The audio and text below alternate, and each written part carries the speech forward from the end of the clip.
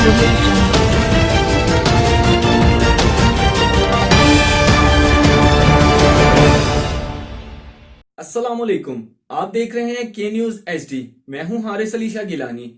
خبر شامل کرتے ہیں کینیڈا سے۔ کینیڈا وینکوور نیشنل ڈیموکریٹو پارٹی نے رائل کنگ پیلس میں ڈنر کا اہتمام کیا۔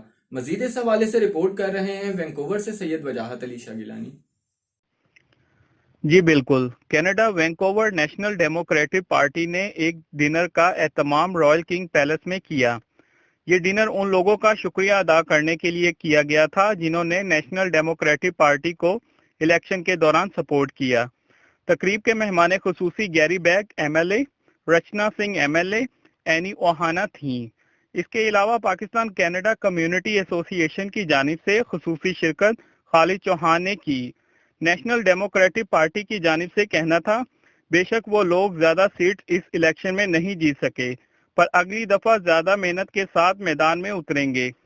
بڑی تعداد میں اس پروگرام میں پاکستانی اور سکھ کمیونٹی نے شرکت کی۔ اس موقع پر سکھ برادری کی جانب سے بہترین بھنگڑا بھی کیا گیا، جس کو حاضرین نے خوب داد دی۔ جی